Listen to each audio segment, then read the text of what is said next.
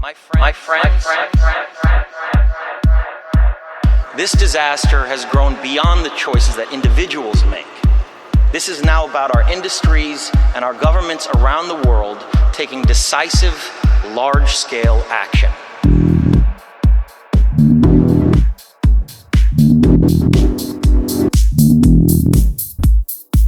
My friends,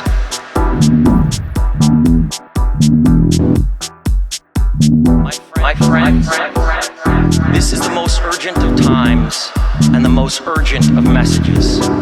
Honored delegates, leaders of the world, none of this is rhetoric and none of it is hysteria. It is fact. It is fact.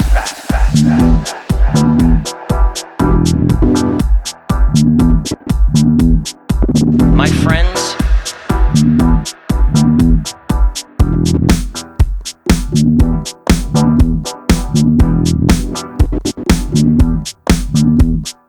none of this is rhetoric, and none of it is hysteria. It is fact.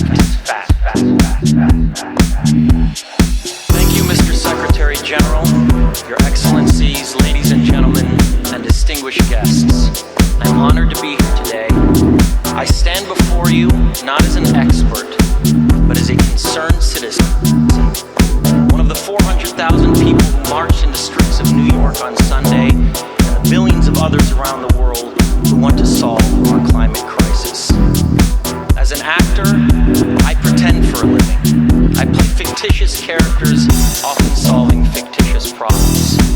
I believe that mankind has looked at climate change in that same way, as if it were a fiction.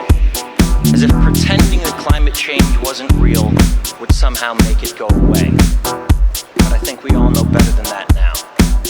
Every week we're seeing new and undeniable climate events, evidence that accelerated climate change is here right now.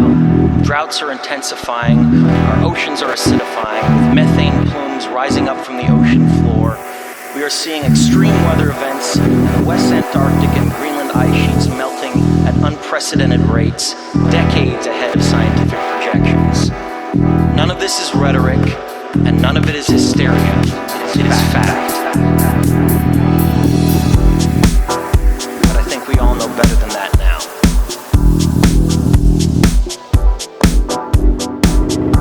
For the economy itself will die if our ecosystems collapse. My friends, if our ecosystems collapse. This is the most urgent of times and the most urgent of messages. Honored delegates, leaders of the world, none of this is rhetoric and none of it is hysteria. It is fact. The scientific community knows it, industry knows it, governments know it, even the United States military knows it. The chief of the U.S. Navy's Pacific Command, Admiral Samuel Locklear, recently said that climate change is our single greatest security threat. My friends, this body, perhaps more than any other gathering in human history, now faces this difficult but achievable task. You can make history, or you will be vilified by it. My friends, to be clear, this is not about just telling people to change their light bulbs or to buy a hybrid car. This disaster has grown beyond the choices that individuals make. This is now about our industries and our governments around the world taking decisive, large-scale action. Now must be our moment for action. We need to put a price tag on carbon emissions and eliminate government subsidies for oil, coal, and gas companies. We need to end the free ride that industrial polluters have been given in the name of a free market economy. They do not deserve our tax dollars. They deserve our scrutiny. For the economy itself will die if our ecosystems collapse. The good news is that renewable energy is not only achievable, but good economic policy. It is fact. This is not a partisan debate, it is a human one. Clean air and a livable climate are inalienable human rights. And solving this crisis is not a question of politics, it is a question of our own survival. This is the most urgent of times and the